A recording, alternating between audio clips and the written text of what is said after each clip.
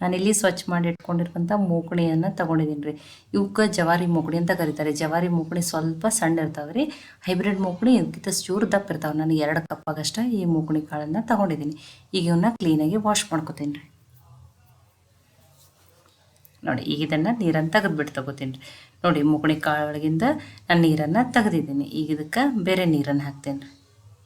ನೋಡಿ, ನಾನಿಲ್ಲಿ ಬೆಳಗ್ಗೆ 8 ಗಂಟೆಗೆ ಈ ಮೊಳಕೆ ಬರೋ ಸಲುವಾಗಿ ಈ ಮೂಕಣಿ ಕಾಳನ್ನು ನೆನೆಸ್ಬಿಟ್ಟು ತೊಗೊಂಡಿದ್ದೀನಿ ರೀ. ನಾನು ಇದನ್ನೊಂದು 8 ಅವರೇ ನೆನೆಸ್ಬಿಟ್ಟು ತೊಗೋಬೇಕ್ರಿ ಇದನ್ನು.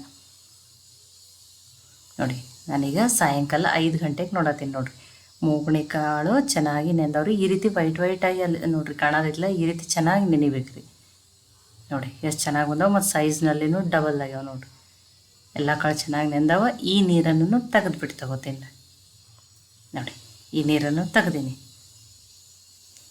ಈಗ ನೋಡಿ, ನಾನು ಇಲ್ಲೊಂದು ಕಡಾಯಿ ತೊಗೊಂಡಿದ್ದೀನಿ ಮತ್ತು ಚಾಣಿ ಅಂತ ತೊಗೊಂಡಿದ್ದೀನಿ. ಇನ್ನೂ ಒಂಚೂರು ಅದರೊಳಗೆ ನೀರಿನ ಅಂಶ ಉಳಿದಿರ್ತದೆ ರೀ. ಅದಕ್ಕೆ ಈ ಕಾಳನ್ನೇ ಇದರಲ್ಲಿ ಹಾಕ್ತೀನಿ ರೀ, ಫಸ್ಟ್ ನೆನೆಸಿರೋ ಕಾಳನ್ನು. ಇನ್ನೊಂದು ಸ್ವಲ್ಪ ಏನು ನೀರಿನ ಅಂಶ ಉಳಿದಿರ್ತದಲ್ಲ ರೀ, ಆ ನೀರೆಲ್ಲ ಜಾಣಿ ಹೋಗ್ಬೇಕ್ರಿ ಅದು. ನೋಡಿ, ಒಂದು 5 ನಿಮಿಷ ಹಾಗೆ ಇಡ್ತೀನಿ. ಈ ಉಳಿದಿರೋ ನೀರನ್ನು ಅದರಲ್ಲಿ ಹೋಗ್ಲಿ ರೀ, ಅದೆಲ್ಲ ತಳಗೆ ಕಡಾಯಿ ಇಟ್ಟಿದ್ದೀನಿ ರೀ ನಾನು. ನೋಡಿ, 5 ನಿಮಿಷ ಆಗಿದೆ. ಇನ್ನೊಂದು ಸ್ವಲ್ಪ ಏನು ನೀರು ಉಳಿದಿತ್ತಲ್ಲ ರೀ, ಆ ನೀರನ್ನು ಕಡಾಯಲ್ಲಿ ಆ ನೀರನ್ನು ತೆಗೆದುಬಿಟ್ಟು ತೊಗೋತೀನಿ ರೀ ನಾನು ಕಡಾಯಿ ಒಳಗಿಂದ. ನೋಡಿ, ತೆಗೆದಿದ್ದೀನಿ. ಈಗ ಒಂದು ಕಿಚನ್ ಟಾವೆಲನ್ನು ಹಾಕ್ರಿ ಈ ರೀತಿ. ನೋಡಿ, ಇದಕ್ಕೆ ಈ ಚಾಣಿಯನ್ನು ಏನು ಕಾಳದವಲ್ಲ ರೀ ಅದನ್ನು ಹಾಕ್ತೀನಿ. ನೋಡಿರಿ, ಇದನ್ನು ನೀಟಾಗಿ ಎಲ್ಲ ಕಡೆ ಸ್ಪ್ರೆಡ್ ಮಾಡಿರಿ. ಒಂದು ಕಾಟನ್ ಬಟ್ಟೆ ತೊಗೊರಿ. ಕಾಟನ್ ಬಟ್ಟೆ ತೊಗೊಂಡು ಇದನ್ನು ನೀಟಾಗಿ ಪ್ಯಾಕ್ ಮಾಡಬೇಕು. ನೋಡಿ, ಎಲ್ಲೂ ಬಿಡಬೇಡ್ರಿ. ನೋಡಿ, ಎಷ್ಟು ನೀಟಾಗಿ ಆ ಕಾಳನ್ನು ಕಾಣಲಾರ್ದಂಗೆ ಎಲ್ಲ ನೀಟಾಗಿ ಪ್ಯಾಕ್ ಮಾಡಿಬಿಟ್ಟು, ನೋಡಿ ಇದ್ರ ಮೇಲೆ ನೋಡಿ ಒಟ್ಟು ಒಂಚೂರು ಗ್ಯಾಪ್ ಬಿಡಬೇಡ್ರಿ. ನೋಡಿ, ಕಾವು ಬರಬೇಕಿಲ್ಲ ಚೆನ್ನಾಗಿ. ಅದಕ್ಕೊಂದು ಮೇಲೆ ತಾಟನ್ನು ನೋಡಿರಿ, ದೊಡ್ಡ ಸೈಜು ತಾಟನ್ನು ಒಂಚೂರು ಹೊರಗಡೆಯಿಂದ ಗಾಳಿ ಹೋಗಿರ್ಬಾರ್ದು. ಆ ರೀತಿ ಅದನ್ನು ಏನು ಮಾಡಬೇಕು, ಮುಚ್ಚಿ ತೊಗೋಬೇಕ್ರಿ. ಇದನ್ನು ರಾತ್ರಿ ಎಲ್ಲ ಇಟ್ಟು ನಾನು ನಿಮ್ಗೆ ಬೆಳಗ್ಗೆ ನೋಡಿ ತೋರಿಸ್ತೀನಿ ರೀ ತೆಗೆದ್ಬಿಟ್ಟು.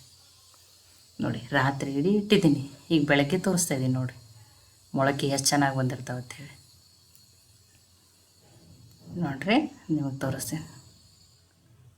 ನೋಡಿರಿ, ಎಲ್ಲ ನೋಡಿ ಸ್ವಲ್ಪ ಕಡಾಯಿನ ಹಸಿಯಾಗಿರ್ತೈತೆ ಅಂದ್ರೆ ಹೀಟ್ ನೋಡಿರಿ ತುಂಬಾ ಕಾವು ಬರ್ಬೇಕ್ರಿ. ಅದು ಒಂಚೂರು ಹೊರಗಿನ ಗಾಳಿ ಹೋಗ್ಬಾರ್ದು. ನೋಡಿ, ಮೊಳಕೆ ಕಾಳನ್ನು ತೋರಿಸ್ತಾ ಇದ್ದೀನಿ. ನೋಡಿರಿ ಎಷ್ಟು ಚೆನ್ನಾಗಿ ಮೊಳಕೆ ಬಂದವು. ಎಷ್ಟೋ ಸಲ ಮಾರ್ಕೆಟ್ದಿಂದ ತಂದಿರ್ತೀವಿ ನಾವು ಮನ್ಯಾಗ ಮಾಡ್ರಿ, ಇಷ್ಟು ಚೆನ್ನಾಗಿ ಮೊಳಕೆನೇ ಬರಲ್ಲ, ಉದ್ದುದಾಗಿ ಈ ರೀತಿ ಸ್ವಲ್ಪ ಸ್ವಲ್ಪ ಬಂದಿರ್ತಾವೆ ತಿರ್ತೀವಿ ರೀ ನಾವು. ನೋಡಿ ಎಷ್ಟು ಚೆನ್ನಾಗಿ ಬಂದಾವೆ. ನೋಡಿರಿ, ನಿಮಗೆ ತೋರಿಸ್ತೀನಿ ಸನಿದಿಂದ. ನೋಡಿ, ಯಾವುದೇ ಕಾಳದ ಹೆಸರು ಕಾಳದಿಂದನೂ ಮಾಡ್ಕೋಬೋದು. ನಾನು ಮೂಕಣಿಯಿಂದ ಮಾಡಿ ತೋರಿಸಿದ್ದೀನಿ. ತುಂಬಾ ಚೆನ್ನಾಗಿರುವಂಥ ಮೊಳಕೆ ಕಾಳು ರೆಡಿ ಆಗ್ಯಾವ್ರಿ.